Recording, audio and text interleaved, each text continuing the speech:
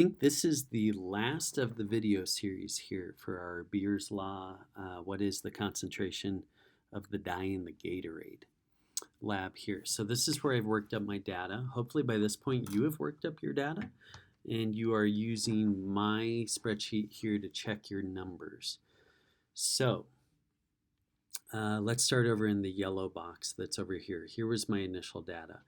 If you recall, I collected this mass of my blue number 1 dye and I put it in a 100 milliliter, so this is 100 milliliters, 100 milliliter volumetric flask, and I made my initial, what I refer to as the stock solution. So I had to look up this value here, which is the molar mass of blue dye number 1.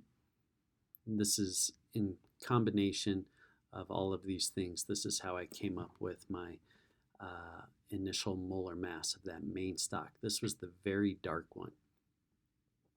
You'll recall somewhere in the middle of the videos, I initially, that was too concentrated to be able to deal with, so I had to step down the concentration even a little bit more.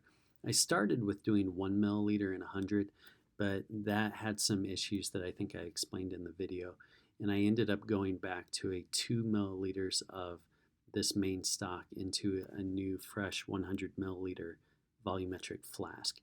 And so calculating through the dilution equation what I would end up getting, I came up with this value right here. So from this, I now was constructing my smaller 10 milliliter volumetric flask samples from this stock. So I referred to this as my working stock. So calibration 1, this one represented how I was taking 1 milliliter of the working stock and putting it into a total of 10 milliliters. So there's another batch of dilution equation that's happening here. Effectively, this is 10%, 20%, 30% concentration of overall stock. And those are my concentrations there. You can see this blue dye is particularly potent. These are in units of molarity here. This was pulled from the software where I was looking at what is the absorbance. I should really probably have typed in here. This is the absorbance at 630.3 nanometers. I was always grabbing from that same wavelength whenever I was looking at these different absorbance values. So this was pulled off of the data. And then what I'm doing, and recall I had a 0, 0 that I put in, and I'm just treating it as any other piece of data. And so that was the 6th data point. I created my chart that I have over here. So I have concentration on the x-axis in molarity. I have absorbance at that particular lambda max on the y-axis. I did a linear fit. I am not requiring my fit to be forced through 0, 0, but I am treating this with some importance by putting in that 0, 0 point. Here was my linear regression. You'll recall from the theory of Beer's Law that the slope here is actually equal to the molar absorptivity multiplied by the path length of the cuvette, which was 1 centimeter. So that can be an interesting number for me to look at, the slope of this. And of course, that is still specific to this one wavelength that we were looking at.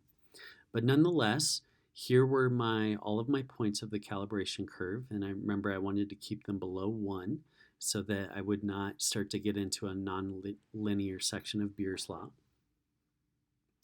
My Gatorade sample returned, the pure Gatorade returned an absorbance that I think was ballpark 1.5, and I had to do a dilution on the actual Gatorade, which I diluted. I took 30% Gatorade into, and then diluted into some deionized water. And that gave me, I'm looking at some notes here, 0.472 was my absorbance. So if I come find 0.472, that would be up here somewhere, maybe around here or so. So big picture conceptual, I'm using my known concentrations that I worked up for the calibration curve to generate this graph. Then I'm coming back and I'm measuring the absorbance of my Gatorade. And my diluted sample of Gatorade was somewhere in this ballpark.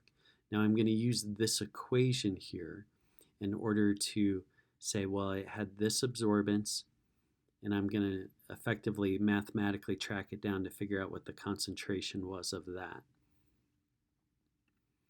And that is happening down here in the gray. So here was my absorbance from the diluted Gatorade.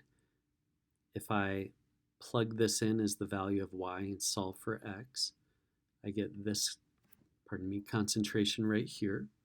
That is, again, though, the diluted Gatorade.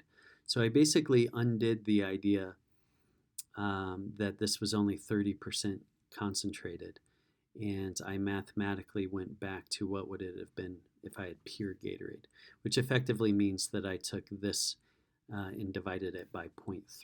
So here's my overall final answer from this particular lab.